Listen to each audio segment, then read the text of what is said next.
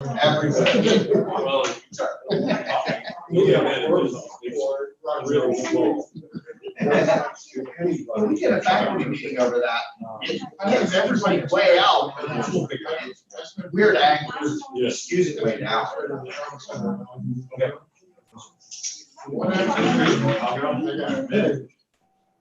You go into one of the patient floors, and I walk out on the floor and go to hospital. I had a patient that we've been, he's homeless, we've been commented with pretty severely, who had to have surgery. But it was like 3 or 4 days of his hospitalization, so they had to have somebody sign for him for the surgery. So I wound up down on Wall Street in Arkansas, and the judge made me his guardian, so that I could sign for him. And 3 days later, I went back to Orphan's Court, and I was taken off as his guardian. Every Christmas, I think I'm going to knock on the door and say, "Dad, and Dad." Look at you together. And now. Oh, no, I think that's me. I am a carpenter now. It's official. I put that together. Back together.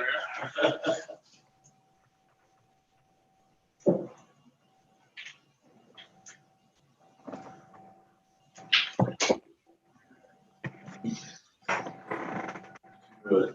Is it template or is that free again? No, this is a, I'll be talking about this later. This is our carpenter class today. Okay. Yeah. So you're expanding? I'm everywhere. I'm carpentry, I'm stuff, I'll weld at one point probably.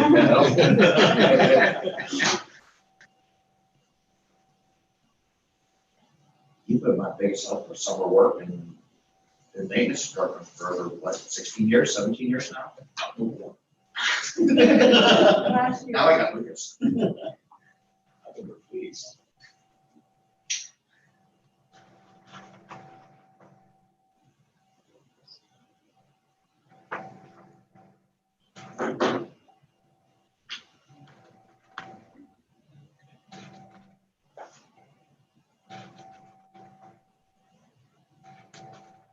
We got 7 bells. Good evening, ladies and gentlemen. Welcome to the Butler County Area Vocational-Technical School Joint Operating Committee regular meeting for May 6, 2021. At this point in time, I would invite you to join me as we recite the Pledge of Allegiance and observe a moment of silent attention. I pledge allegiance to the flag of the United States of America, and to the republic for which it stands, one nation, under God, indivisible, with liberty and justice for all.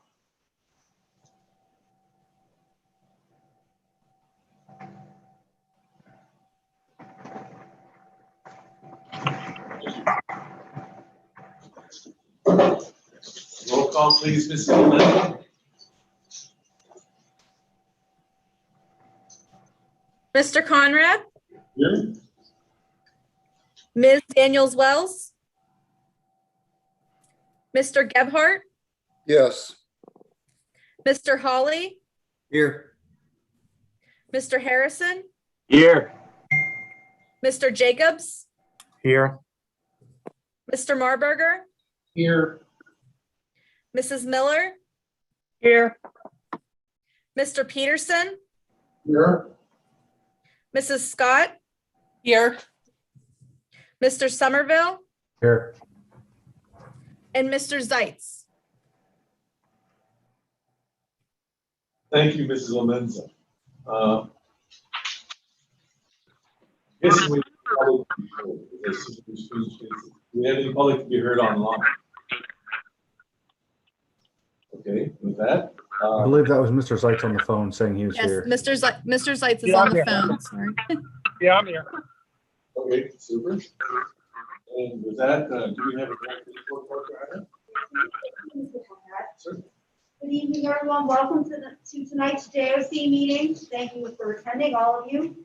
This is just a reminder, the meeting is recorded. It's streaming live on YouTube. Mr. Ryan will introduce the outstanding student of the month. Good evening, everyone. Our student of the month for the month of May is a senior from Butler from our welding program. His name is Josh Fry, and I believe he is here with us this evening to answer any questions you might have for him about his experience here at the Votech. He is a third-year senior. He's maintained an A average over his time here, and he is also a member of the National Technical Honor Society here at the school as well. And I believe his instructor, Mr. Petronellis, was also going to be available as well if he wanted to say a few words about Josh and why it is that he nominated him for Student of the Month.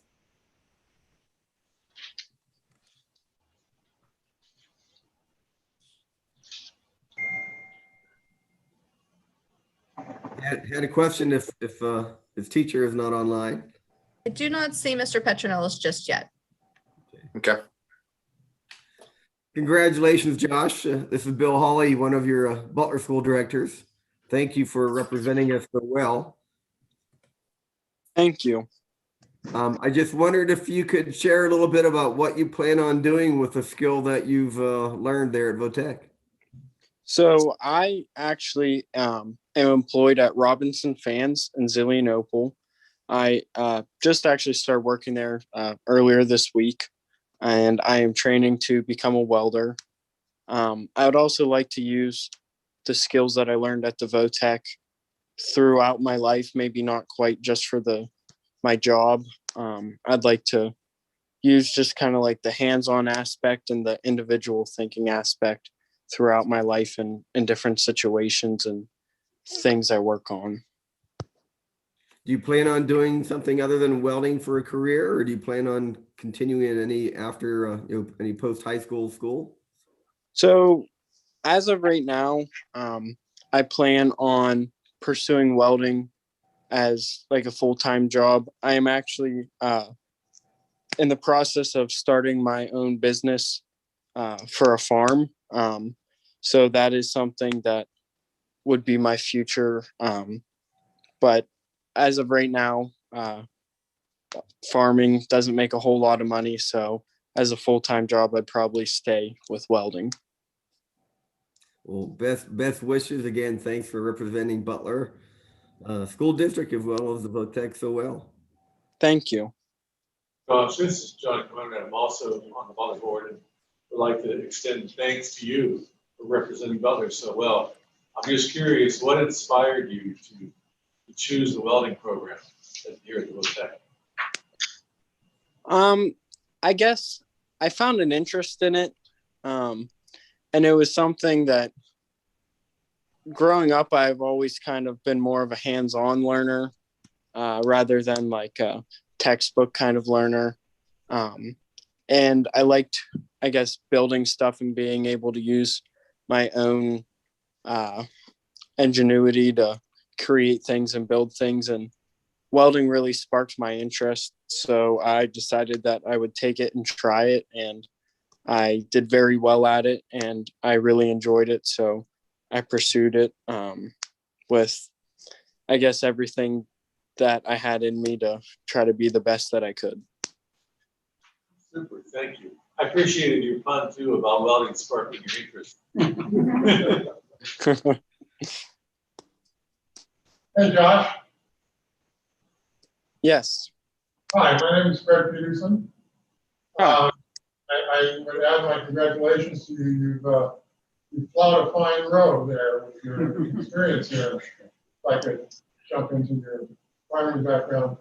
Let me tell you something, kiddo. You're extremely well spoken. You're very articulate. Those communication skills can be very valuable to you as you go through life, whether you're applying for jobs or communicating with the teams that you work with, or even just talking to the boss. So don't ever be afraid to speak up. You're a very well spoken young man. So that said, thank you. That said, I wonder as you're kind of walking out the door for almost the last time, do you have any advice for us as to how we can make the programs better here for the kids that are going to follow on in your footsteps after you're gone?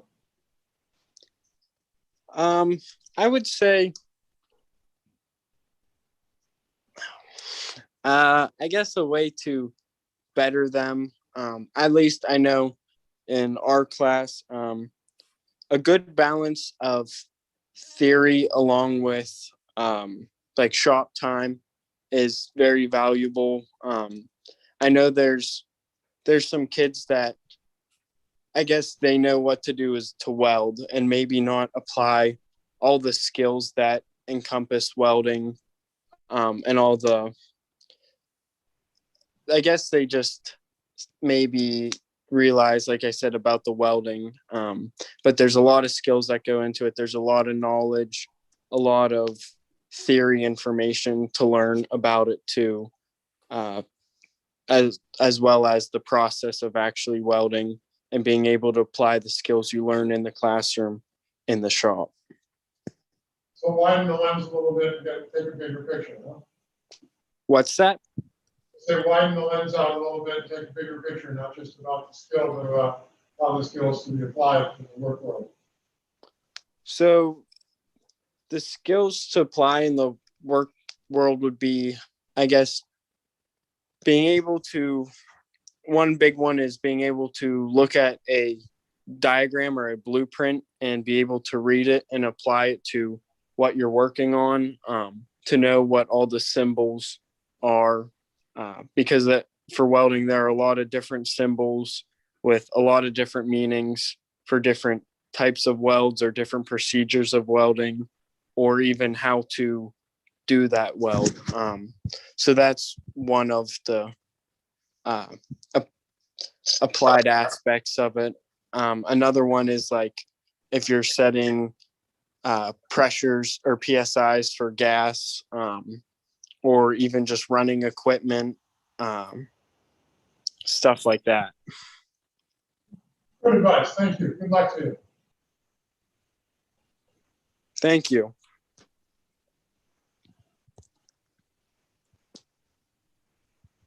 Mr. Petronellis, would you like to share anything about Mr. Fry? I sure would. It was an honor to nominate Josh on his past experiences that we've had. Me and Mr. Heaney are very happy for him being nominated for Student of the Year as well at the school. I think he made it to the finals for that. He's a great kid, great attendance, is academically pretty sound, and as you've heard, I mean, his responses, he's pretty intelligent and very spoken. He's been a great kid, a pleasure to be with, very helpful around the shop. Can always count on him to, pitch in, and if we were working and moving the shop, I mean, he was right there. He had displayed leadership skills that were, far and above and beyond any expectation I would have ever had of a high school kid. He's done great for us. I could go on and on. Did anybody hear that? Yes, thank you. Thank you, Dr. Morales. Thank you.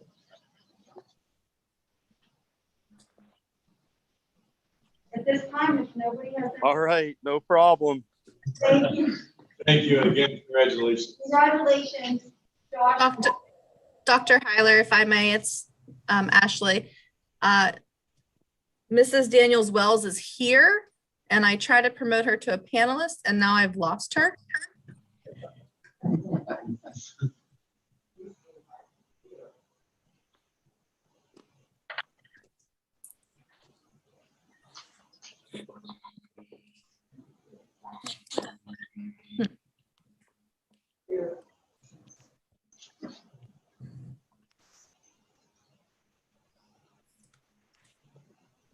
Wonders of technology. Yeah. Ms. Shackern, can you see her on your side? I cannot. I don't see her as an attendee either. Wait, I think maybe.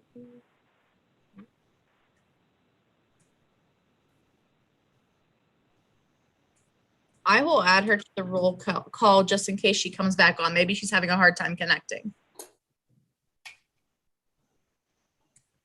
Okay. At this time, I'd like to introduce CPA Mark Turnley, who will present the 2020 audit report. Thank you, Mr. Turnley, when you are ready. Thank you, Dr. Heiler. Board members, thanks for having me here this evening. As I do annually, I'd like to go over the results of the audit of the VOTEC for the year ended June 30th, 2020.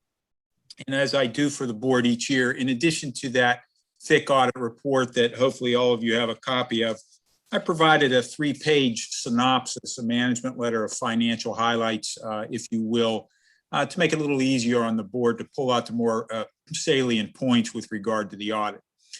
With regard to the thicker report, just a few important comments, similar to what I told the authority board members prior to this meeting is, again, one of the most important pages from our professional standpoint is the independent auditor's opinion in the very beginning of the report. And those are in the thick audit report, Roman numerals 1 and 2.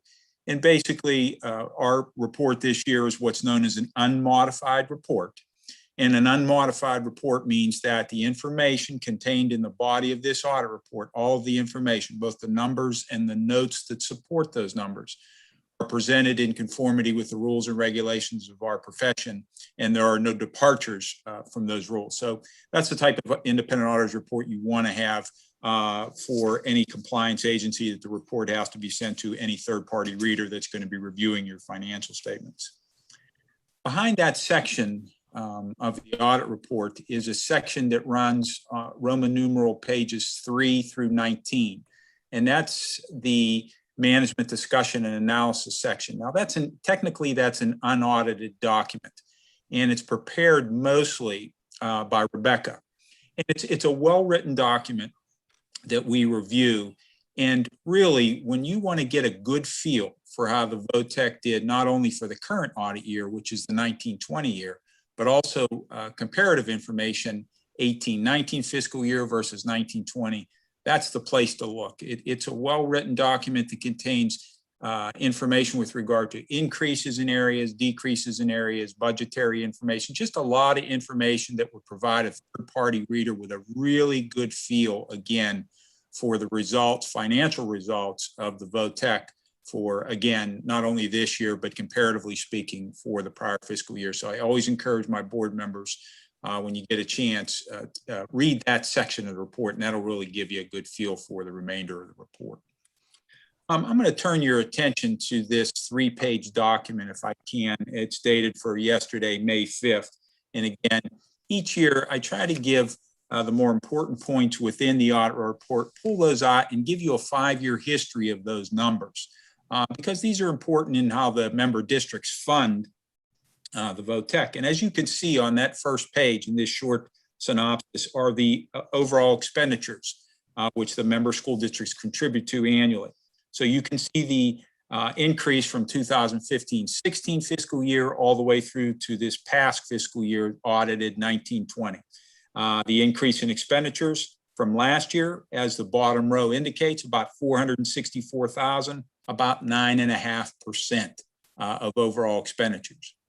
Now, when you turn to the second page, what I did this year was to break those expenditures down, since those are so important with regard to funding from the member districts. I broke down into the category, the functional category of expenditures that apply to the VOTEC. So you can see at that level what makes up that increase for the year.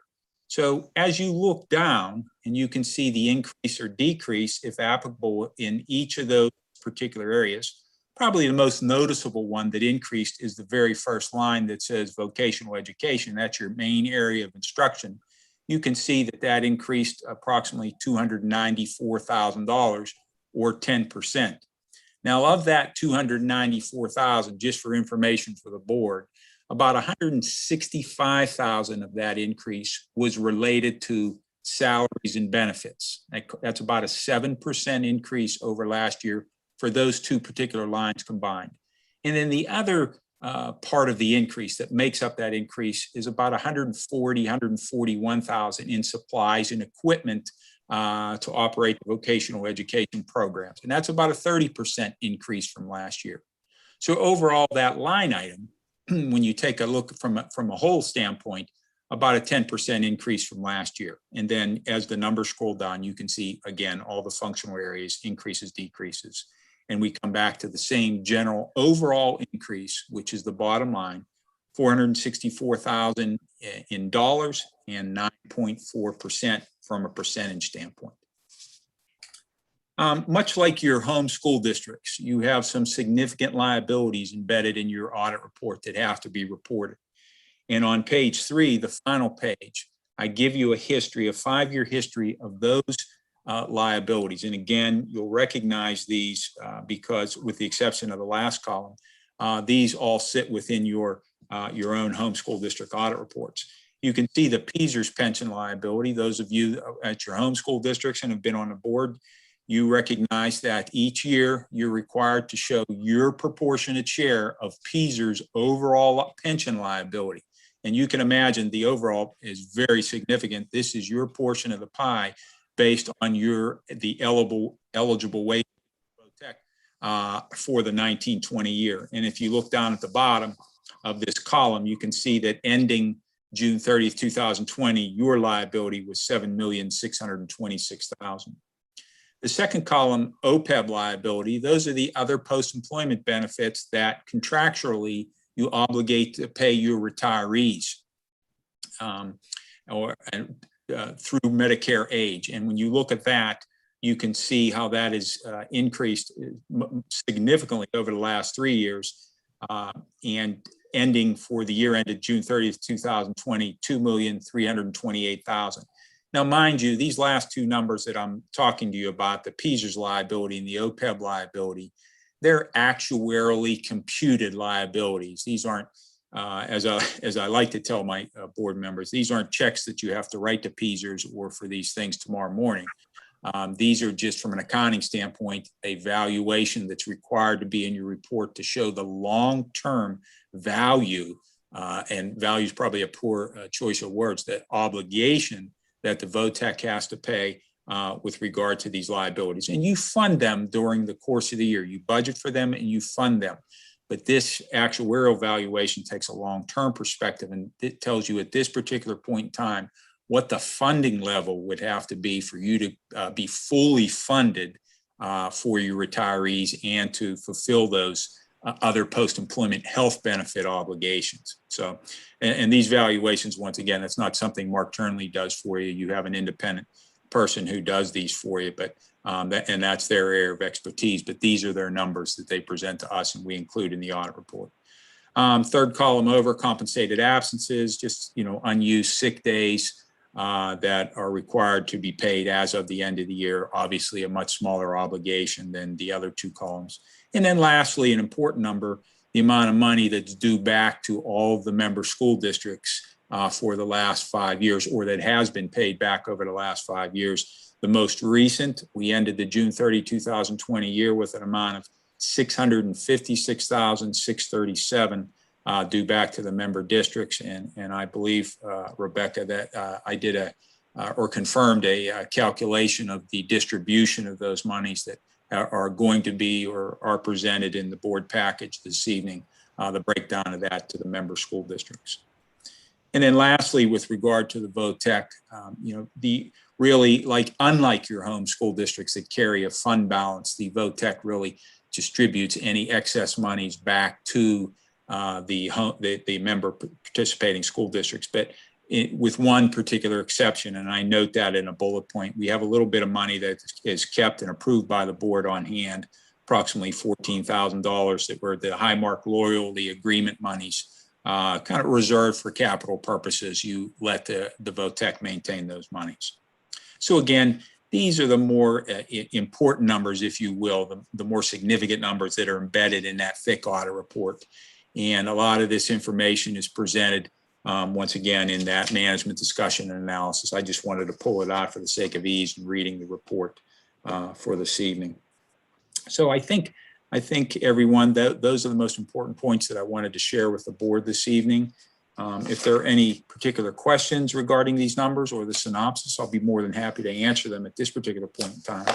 Or if you're looking at something and you don't have a question this evening per se, and you either need to contact me directly or through the business office, or have me attend a future meeting, as always, I'll be more than happy to do that. So again, if anyone has any questions, please feel free to ask.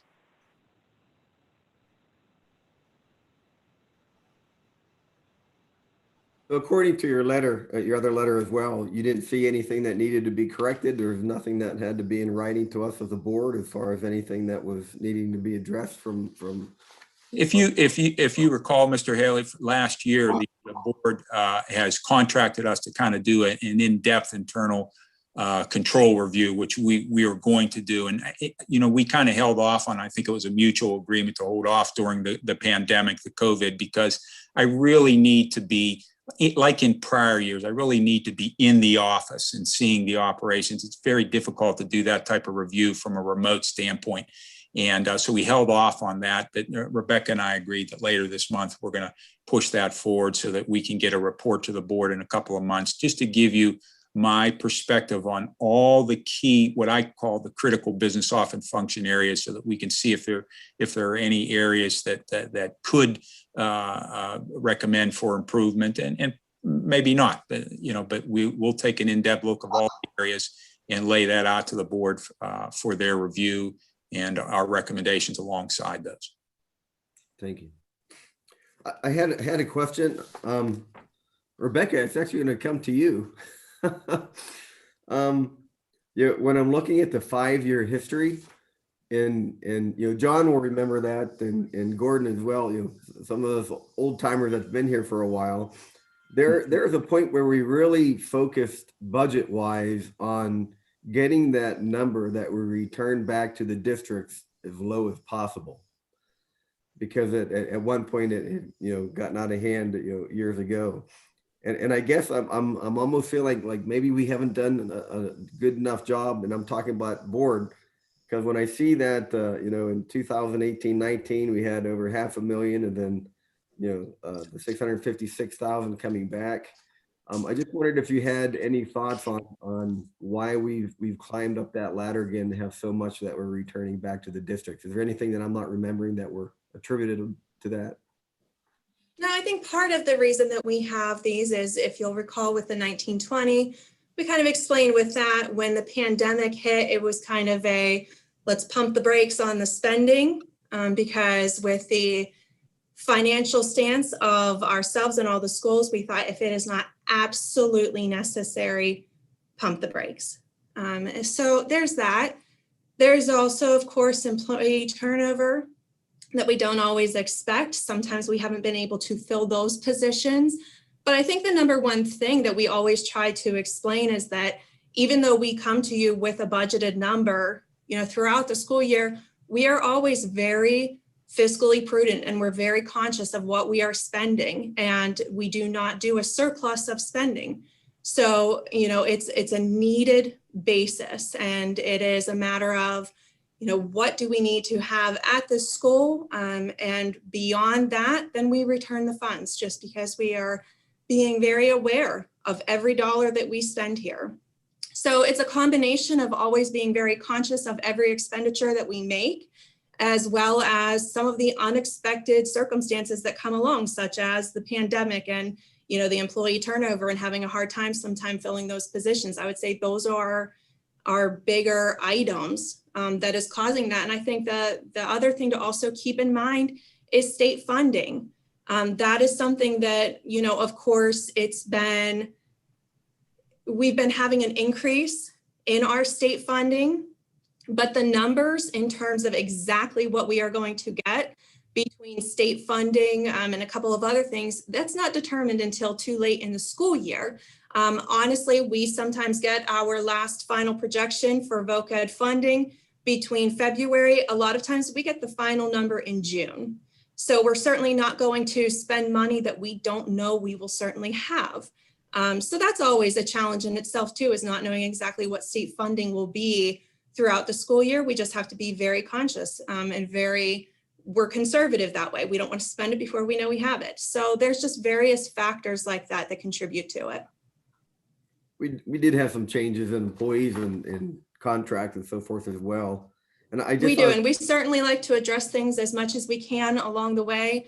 We're constantly having administration has conversations on a daily basis of here's where there are funds, what are the needs, what should we be doing, what can we be doing? Because, as much as we are very aware of the money that we're spending, we also don't want to have to send it back in terms of if there are things that need to be addressed and the funds are available, we certainly want to do that. So conversations are happening on a daily basis to try to address that. In that same vein, on page 1 of Mark's report, was the 2018-19 decrease, with a negative 2.1, was that because of our healthcare change and that sort of thing? I'm trying to remember. No, you mean the contractual changes that we made? Right. Those were effective July 1, 2019. There's various reasons for that. I spelled that out in the prior audit. That might be the best way for us to go back to that to go through all of the exact details, because I drilled out in terms of the different function categories, how they had changed. So I can provide that to you again if you'd like to go through that. I in between our meetings, I was going to try and grab it and I didn't remember. No problem. I can send that to you again. Thank you very much. Sure.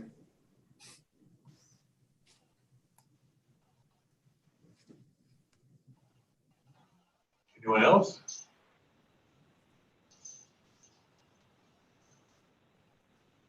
All right. Thank you, Mr. Chairman. Okay, thank you, everyone. Have a good evening. You too. Thank you. All right. At this time, I'm going to have Mr. Mike Barzak, he's our culinary arts teacher. He's going to speak about his involvement with Butler Downtown. He's been doing a lot of great things. So I felt that it was necessary for him to come here and speak instead of me sharing it with you. I'd like you to hear right from him. And Mr. Barzak, if you want to move up a little bit, you can't stage and out there. Yeah, I can, that's fine. Thank you so much. So besides, trying to keep my classroom together and figuring out how to teach during COVID, I decided to add a whole bunch more on my plate. I'm involved with Butler Downtown.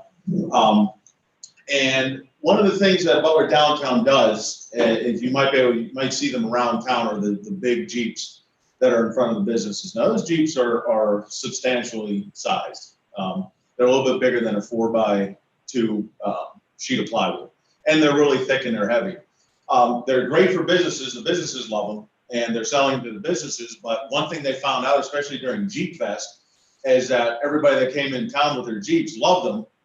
They can't fit something that big into their Jeep, especially the smaller 2-door Jeeps, so they have a problem with that. So what they did is they approached me and they knew that I worked up at the school and one of my close friends is part of Butler Downtown. And I went and I talked to Mr. McKee and Mr. McKee and I, we talked to Mrs. Krause, who's one of our instructional aides, and she knows all about all the CNC machines, all the really cool stuff around here. And we designed smaller Jeeps.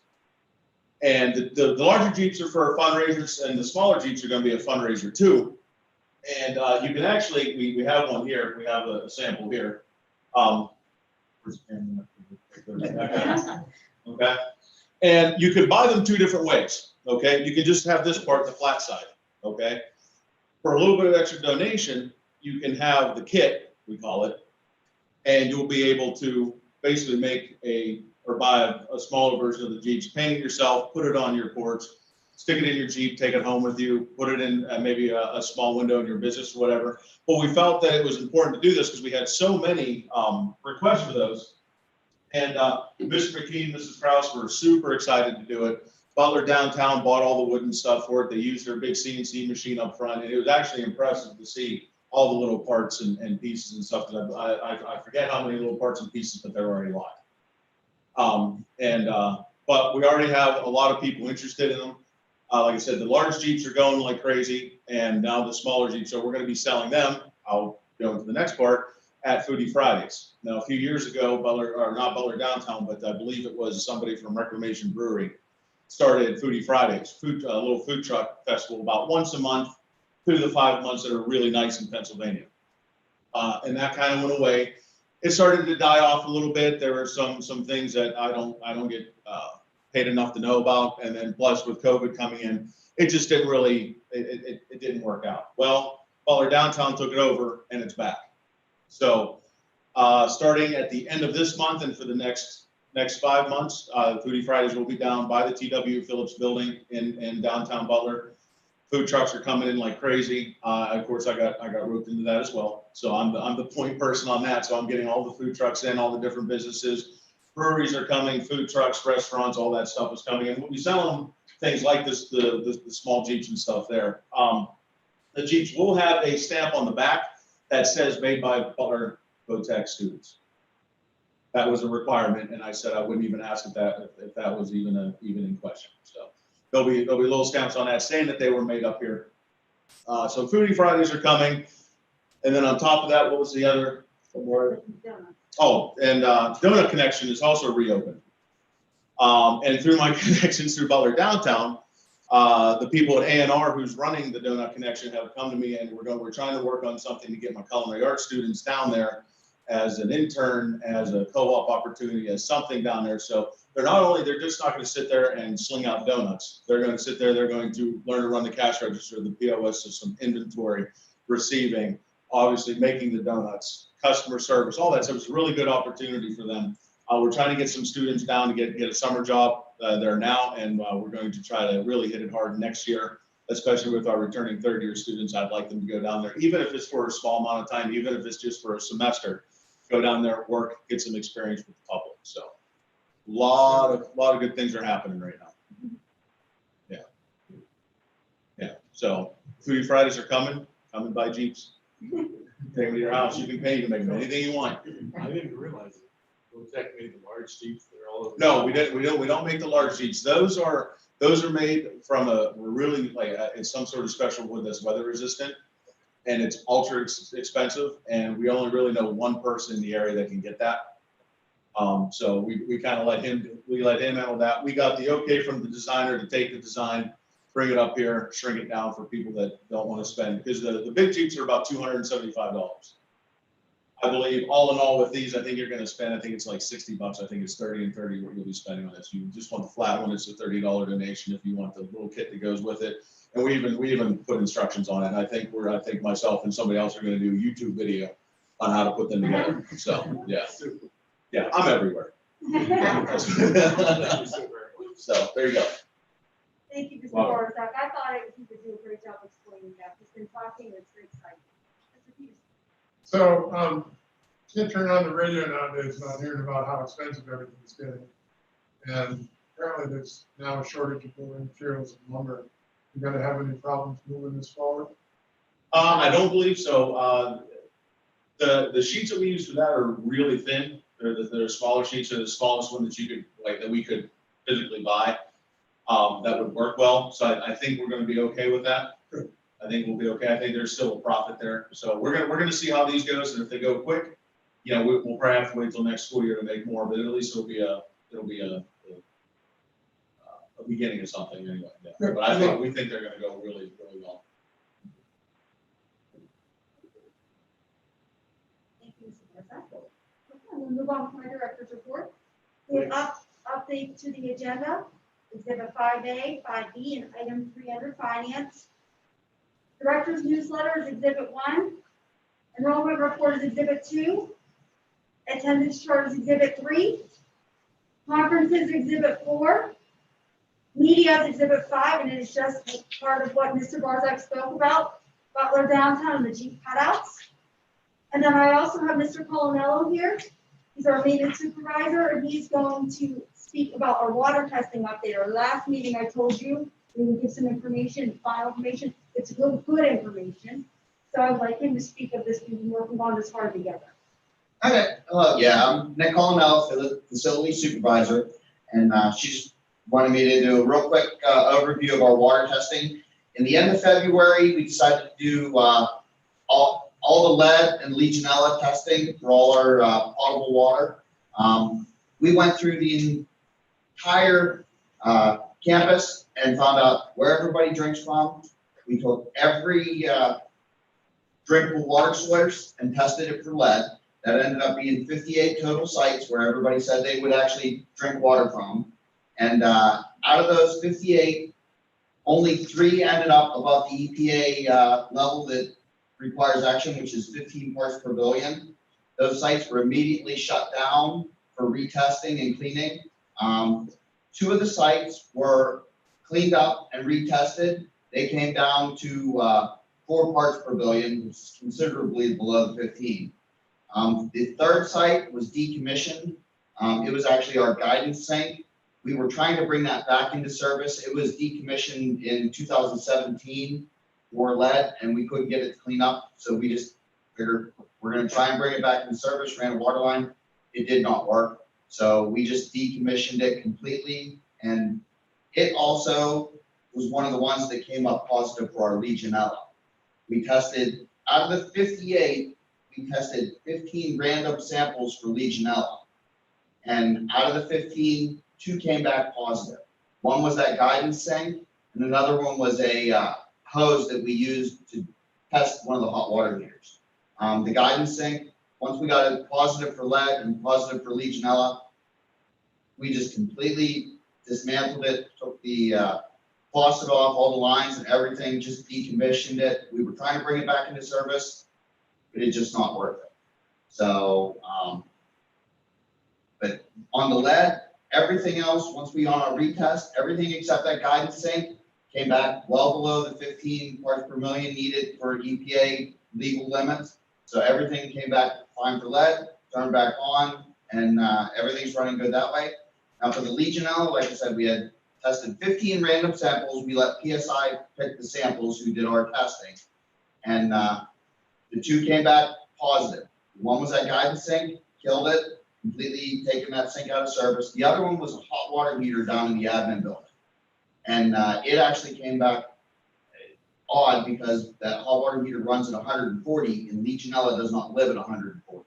So we were very curious about that. As soon as we got that report, we asked PSI to come back out and retest it. They came back out and retested it the same day we got the report that said it was high. As soon as they retested it, we shut that site down that same day and put it into a cleaning cycle and everything. We heat treated it, cleaned it out physically and everything, just to make sure. The second test came back with 0 Legionella. And where we determined the Legionella came from, that hot water heater has a very hard place to take the test off of. There's a port at the very bottom, and it's in a very hard location, so we hooked a hose to it to take the test. And the second time we took the test, we took that hose off and took it right from the hot water heater. So came back negative. This third time, I'm like, once we sanitized it and everything, I'm like, I want to take it again just to make sure that the sanitizing didn't introduce any Legionella or any other kind of bacteria into the tank. So we brought it back, not online, we just filled it back up with water and tested it again. That one also came back negative. So we determined that the hose that we actually took the sample from, that we used the hose just to drain the hot water tank, just to do our normal flushing and everything. Well, it sits on the bottom of the boiler room floor. It must have had some stagnant water in it when we did the first test. So, but the 2 tests after it both came back with 0 Legionella in it whatsoever. And after we got the second negative test, then we put it back into service and everything else has been working okay. It just, we had to determine where that positive sample come from, and we determined it ended up coming from the sample hose. We will not use that hose again. That's gone. Now it's gone. So, but everything is safe now. Well, it's always been safe, but yeah, everything is below EPA standards on lead, Legionella, and everything, so. And Mr. Polinello created, using EPA guidance and speaking with Intertech PSI, a lead cleaning, sanitizing, and preventative maintenance procedure, as well as a Legionella. And that's in the letter that I have here for you in that exhibit. If you have any questions about that, I did tell you he would be here. If you have anything now you'd like to share or ask, we are here to answer any questions at all. Thank you for calling us. We have an update, the 21-22 school year calendar, Exhibit 5B. We had an extra, or we did not have enough days in there, even though we looked at it again and again, multiple eyes, we missed a day. So we had to put one more day in. That's the only change. I would like to acknowledge Mr. Gordon Marburger for his 9 years as the JOC treasurer. He does not wish to seek re-election, even though I tried to talk him into the meeting. And we thank you so much for your assistance and your time, sir. I'm going to miss you very much. We all are. Thank you. Probably for 9 years. I'll be fine. The annual awards program is 6:30 p.m. Wednesday, May 26th at the Arp Stadium, which is Butler Stadium, with the rain date set for Thursday, May 27th. Mrs. Lamenza is collecting JSC donations for the awards. There will be an executive session held at 6 p.m. this evening to discuss personnel. Oh, I apologize. There was an executive session at 6 p.m. this evening to discuss personnel with no action to be taken. The next regular JOC meeting is June 10th, 2021 at 7 p.m. And that's the conclusion of my director's report. Thank you very much, Dr. Howard. It's just truly amazing to me how we, through the student of the month, students, and the accomplishments of our students and our staff, just overwhelming sometimes. Thank you. Moving on, may I please have a motion and a second to approve the director's report? Mr. Peterson, and anyone else? Second. Oh, okay, Mr. Halley, thank you. Any further discussion or questions regarding the director's report? All in favor, say aye, please. Aye. All opposed? Motion passes unanimously. Thank you all very much. And as Dr. Heiler, moving on to the next item, as Dr. Heiler had previously mentioned, Mr. Marburger is going to retire from the school board, and so he'll be also retiring from the Joint Operating Committee as well. At this point in time, we would seek nominations for the treasurer for a one-year term. So if you are willing to volunteer to be treasurer for the one-year term, please do not feel awkward about nominating yourself. At this point in time, we would like to open nominations.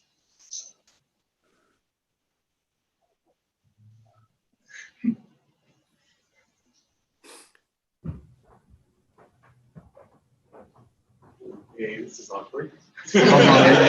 I'll nominate Mr. Holly. Okay, Mr. Halley, do you accept the nomination? Sure. You just have to have the ability to come up here every 2 weeks and visit during the daytime when Paul is, gives you the call to come write the checks. Not a problem. Happy to help. Right. Anyone else like to volunteer? Because if there's a second or third or additional volunteers, we'll have to have an election. But that's all right. Okay. Upon hearing no additional volunteers or nominees at this point in time, I would entertain the motion of, help me do this right, Mr. May. Motion to elect Bill Howley as treasurer. Motion to elect Bill Howley as treasurer. And we have a first and a second for that motion. I'll stop that motion. I saw Mr. Somerville Yes. and I thought I heard a second voice in there. Maybe I think that. Okay, Mr. Marburger seconds. Thank you. At this point in time, I would entertain a voice vote. All in favor of Mr. Halley being treasurer, please say aye. Aye. All opposed? Mr. Halley, congratulations. You are treasurer. Thanks. Just prepared to get cramps in your hands every once in a while. All right. Start my exercising now. Okay, super.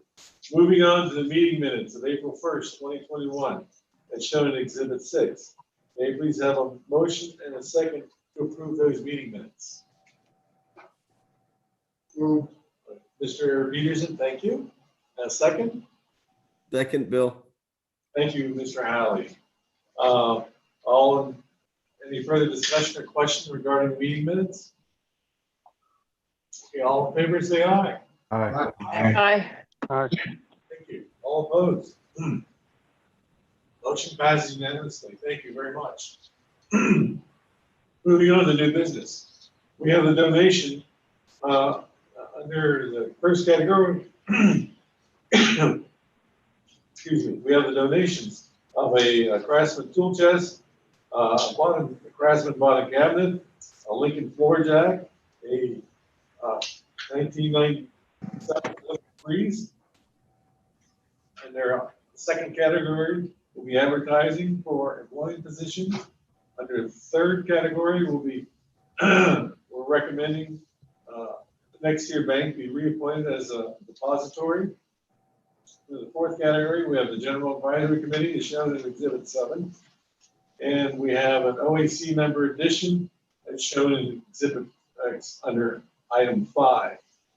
In Item 6, we have the website Blackboard as far as limited access. And then under 7, we have the engagement letter as shown in Exhibit 8 for Laura Goodnick as our investigator. May I please have a motion and a second to approve those items? So moved, Bill. Mr. Second, Barber Somerville. and Mr. Holly. Thank you. Any further questions or comments regarding those items? Okay, roll call, please, Mrs. Lorenzo. Mr. Holly, Yes. Mr. Somerville, Yes. Mr. Zeitz, Yes. Mrs. Scott, Yes. Mr. Conrad, Yes. Mr. Gebhardt, Yes. Ms. Daniels Wells, Yes. Mr. Marburger, Yes. Mrs. Miller, Yes. Mr. Peterson, Yes. Mr. Jacobs, Yes. and Mr. Harrison. Yes. Thank you all. Unanimous vote. Wonderful. Okay, moving on to personnel. We have a substitute teacher list addition as shown in Exhibit 9. And may I please have a motion in a second to approve that substitute teacher list? Motion Miller. Thank you, Mrs. Miller. Second? Mrs. Scott. Okay, thank you, Mr. Zeitz. Any further questions or comments? Roll call, please, Mrs. Lorenzo. Mrs. Miller, Yes. Mr. Zeitz, Yes. Mrs. Scott, Yes. Mr. Marburger, Yes. Mr. Somerville, Yes.